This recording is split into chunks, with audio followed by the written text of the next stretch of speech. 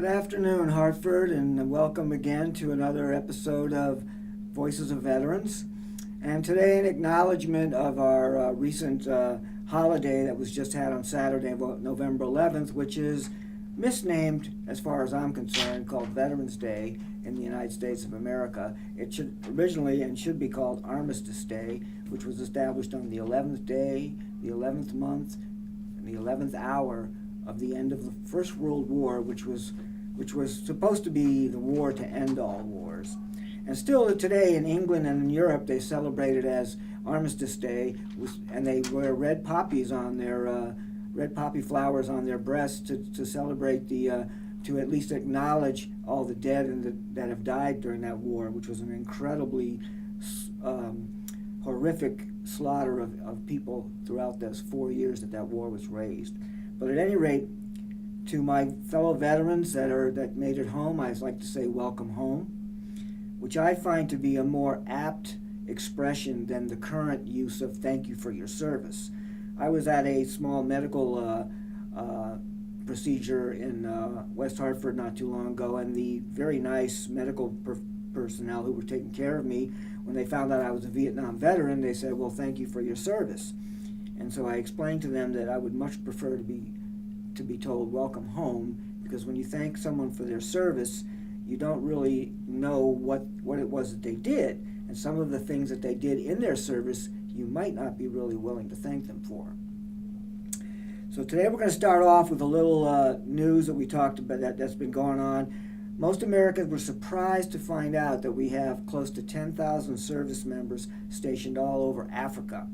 And just recently, several weeks ago, an ambush of 6 special forces people in Niger resulted in the death of 4 of our people, including an African-American soldier whose body was missing for a couple of days. And when they did finally recover them, they found that they'd been stripped of their clothing, their weapons, of course, and their boots, surprisingly enough. But Americans were horrified by what happened, but again, the fact that they didn't even know that we had that many people stationed in Africa is just indicative of the fact that the American public is not paying attention to what's going on, but also the government and the media are not using the media to expose and to show what is happening around the world with our service members. During Vietnam, when I was in Vietnam, the media, the news reporters and correspondents were allowed to travel anywhere within the country that they wanted to, with no minders, nobody to watch what they're saying, and they were given free access to talk to the troops without any officers standing around making sure what the enlisted people were going to say. So they got an unadorned, completely frank discussion and revelation of what was actually going on in the field. So it seems to me that the United States military and the government did a very good job of catching up on that, and now you don't even know what the casualty rate is in Afghanistan or Iraq. In fact, the only way you could find out is if you go to a website that's icasualties.org, and it will give you an up-to-date daily breakdown and over the past years of how many American service members have been killed or wounded in Iraq and Afghanistan. But you have to dig for that kind of stuff, and you have to look for it. That's where we are today. I'm going to start off with a reading of something that I wrote. It's called Harvesting the Teeth of the Dragon. Nothing is true. Everything is permitted. This saying is attributed to the old man of the mountain, the leader of the assassins, the Hashishin, in the 1300s. The events in Manchester, Connecticut at Hartford Distributors on August 3rd and what happened on September 11th in New York are bound together by a history of violence. The history in question is the past history of this nation, my nation, America. Born out of Revolutionary War and having waged the longest guerrilla war against the native indigenous people 300 plus years, we were born out of violence. As a young male during the 50s and 60s, Vietnam was where I was going. I was raised inside the war machine as a military dependent and Army brat for 14 years, and on my 18th birthday in 1969 enlisted and volunteered for Vietnam. I was born and bred for war, fed a daily diet of war programs disguised as high school sports. Filled with pride in our always victorious results, we were suckled at the tits of wolves on the milk of violence. This early psychological conditioning has been augmented by the use of even more intrusive and ubiquitous technology, the internet, cell phones, iPods, and Blackberries. War games and interactive video have taught the bravery of being out of range and fed the vicarious hunger of voyeur killers. Americans have been conditioned to respond to any threat, real or perceived, with violence. And there is a correlation between the rise in violent actions within society and the return to society of millions of veterans bringing their wars home with them. Civil society is pressured when our leaders respond with military actions by stoking fear and paranoia. Fear and suspicion is visible in every workplace. Security officers are now the fastest growing career, and the Office of Homeland Security, by its very title, reflects that paranoia. Do not think that our children do not see how we respond. They watch us and they emulate us. The teeth of the dragon is a reference to mythology. The Greek Jason of Argonaut and Golden Fleece fame was tested by the king of Colchis. He was given the ensorcelled teeth of a dragon to plant on a field of battle. From the bloody soil sprang full-grown warriors that he then must destroy.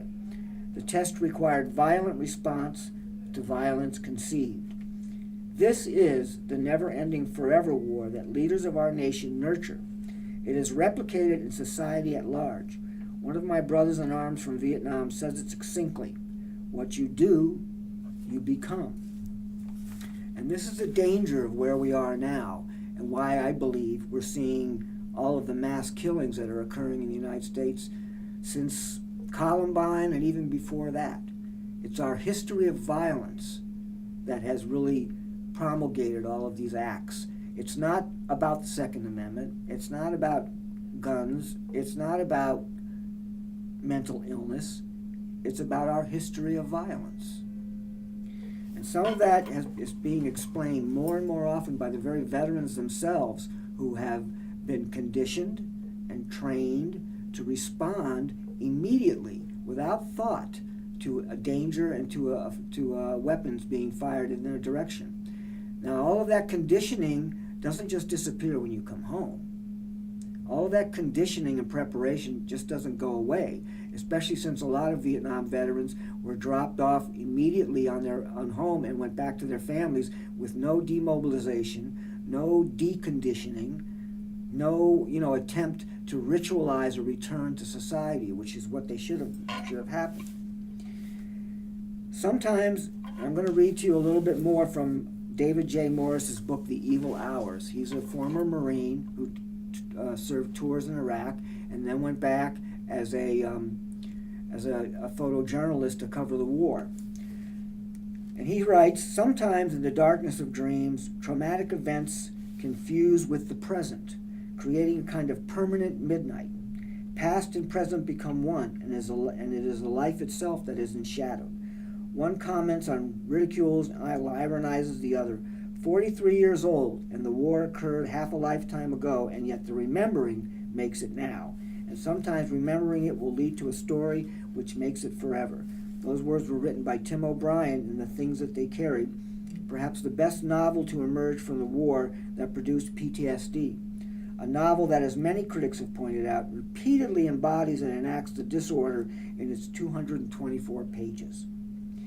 In the winter of 2007, while writing a series of stories on the surge in Iraq, I began to have dreams involving my old rifle platoon. In the dreams, my Marines are on patrol with me, asking me why I was doing this or that while we walked the streets of Ramadi.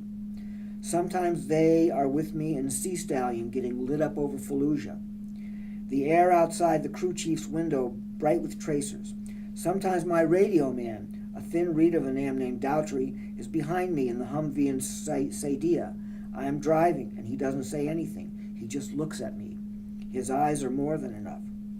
Perhaps no one has inhabited this shadowland of dream and reality more completely or imbued with it with greater meaning than Siegfried Sassoon. For decades after World War I, Sassoon continued to dream that the war was still going on, and and that he would be called back to active service. After leaving the Army, he moved back to the English countryside, published several books, joined the Labour Party, became the literary editor of the Daily Herald, and began a close friendship with E.M. Forster, and fell in love with a man, finally marrying a woman named Hester. But it was war that stayed with him. It was the war that populated his dreams. Indeed, Sassoon spent the rest of his life writing about the war and the youth that led up to it, or in a period from 1895 to 1920. In a trilogy of autobiographical novels culminating in Schurston's Progress, whose pages provide the title of this book, he revisited the earlier stages of his life with the war, and Craig Lockhart serving as the turning point.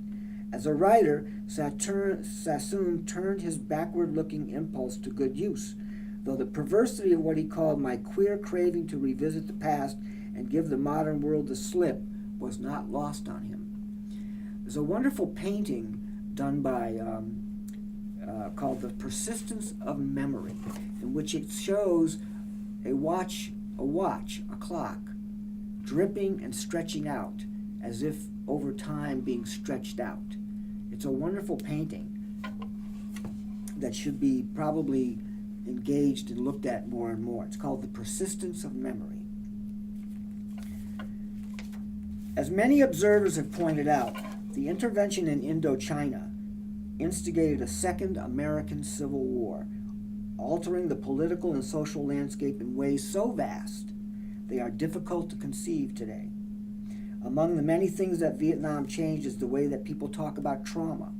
Before Vietnam, the terms used to describe the psychological disorders of war came and went, each one beholden to the conflict from which it emerged.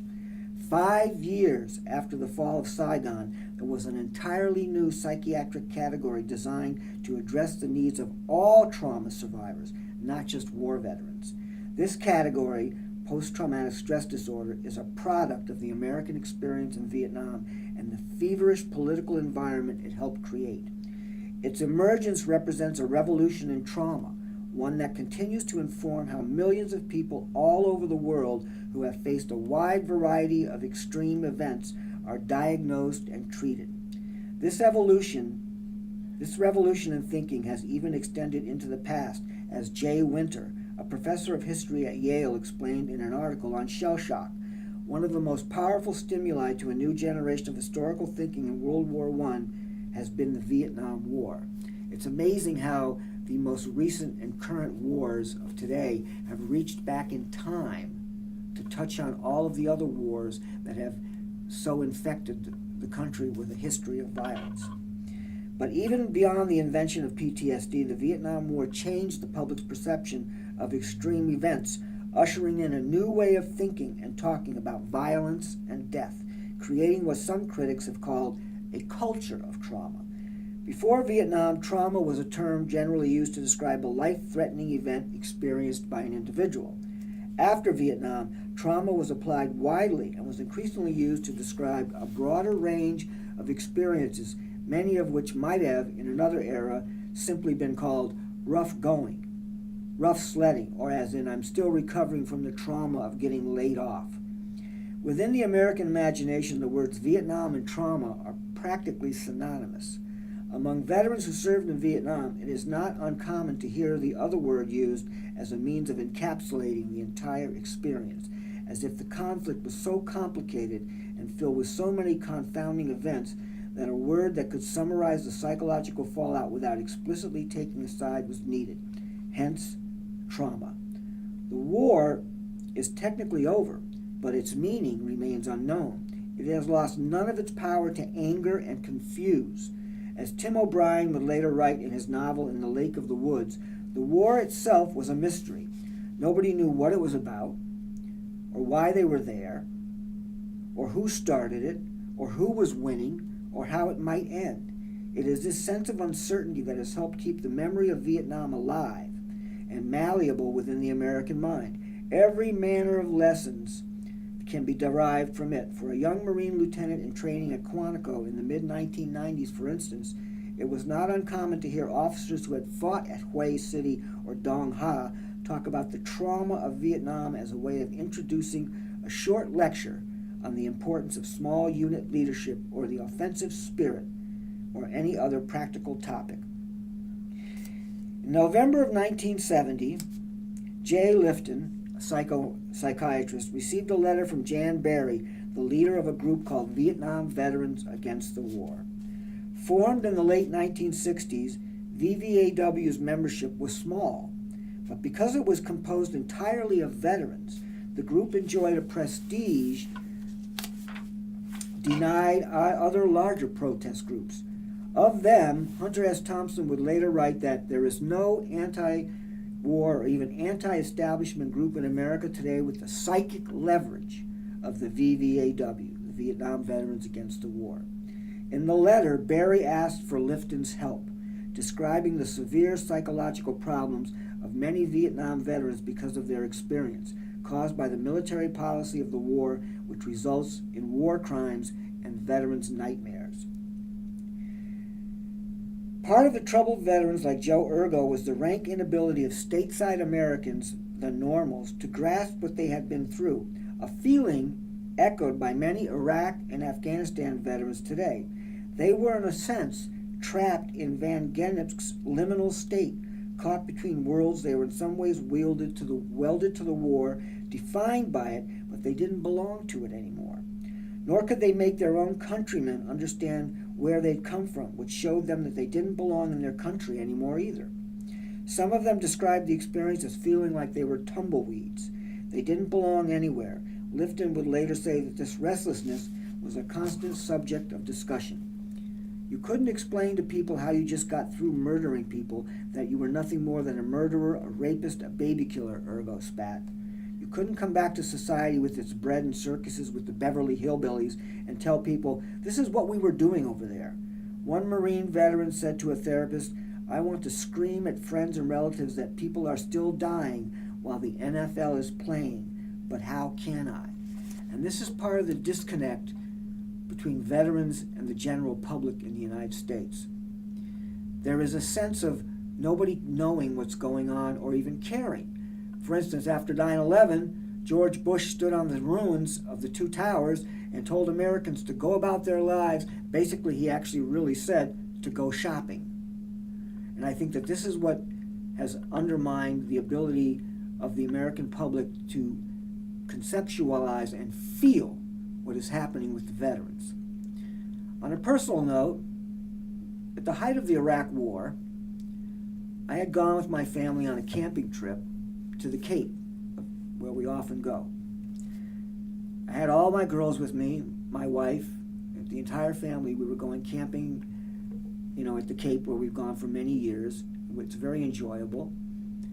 And yet, once we had got there and set up camp, and we had put up all the tents, and we were all taking a chance to relax and get ready to go visit some of the beaches and go shopping and stuff, I was so agitated that I asked my daughter Renee if I could take her car and go home. I could not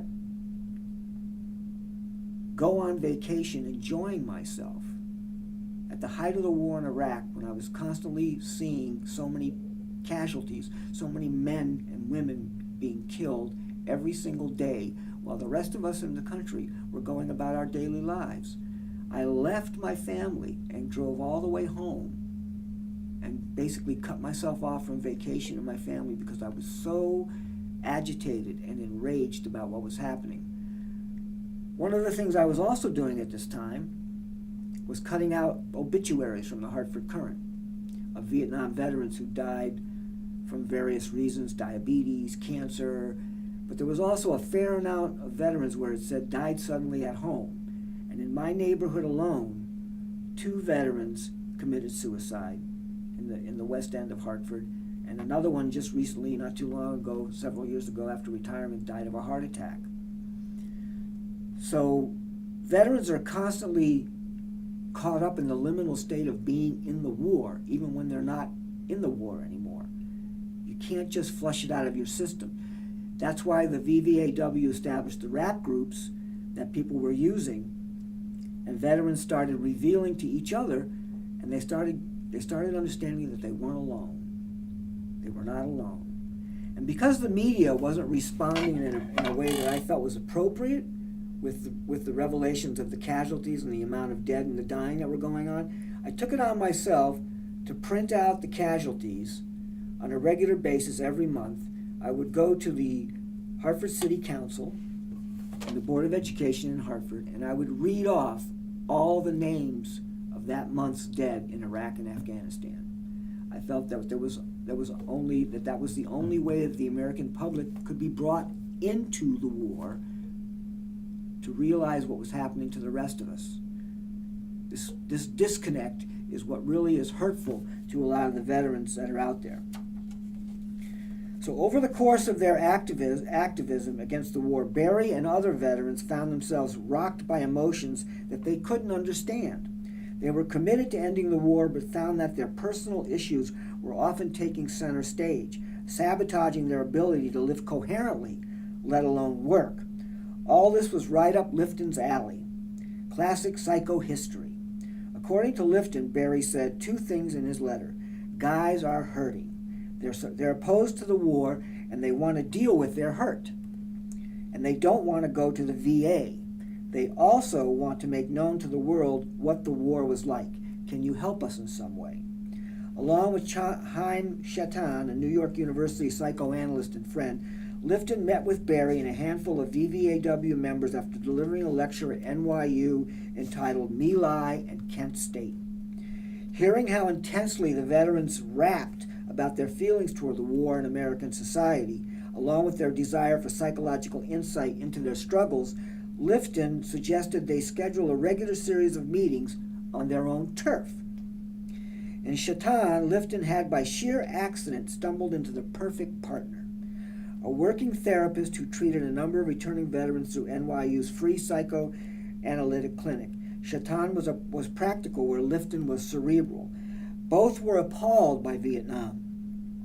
Before he became involved with the Vietnam Veterans Against the War, Shatan, who was a French-Canadian Jew, had been thinking about moving back to Canada so that his children wouldn't be drafted and sent to Vietnam, going so far as to visit Vancouver to look into the possibility of relocating there. His meetings with the Vietnam Veterans Against the War convinced him that there might be a reason to stay in the United States. The first rap group met Saturday, December 12, 1970, at the cramped Vietnam Veterans Against the War headquarters on 156 Fifth Avenue in downtown Manhattan. Arthur Egendorf, a Vietnam veteran who would become a pillar of the group, walked into one of the early meetings and saw about 12 guys, most of them in fatigue shirts, with beards, unkempt hair, and heavy looks. What happened next was shocked everyone. The explosion of feeling that occurred, associated as it was with a war whose pain pervaded all of our lives, rendered those first meetings unforgettable in their emotional power. Lifton would recall the rap groups originally scheduled for 2 hours stretched into the evening, sometimes going for 7 or 8 hours. This was the beginning, I believe, of the vet centers that we now allow a lot of veterans go to. And a lot of the rap groups, or what they call PTSD groups, are involved in dialectical therapy, which is basically talk therapy. That's what we're doing with each other. On all sides of the issues, on both sides of any ocean, veterans mistrust anyone in a position to lie. Wives, girlfriends, government officials, salesmen, lawyers, and the rich. Veterans trust dogs, children under 12, masturbation, the chair facing the door, and any weapon in the dark. Ladies and gentlemen, that's our show for today. I thank you for listening, and I hope that you will be with us for the next edition of Voices of Veterans. Thank you very much.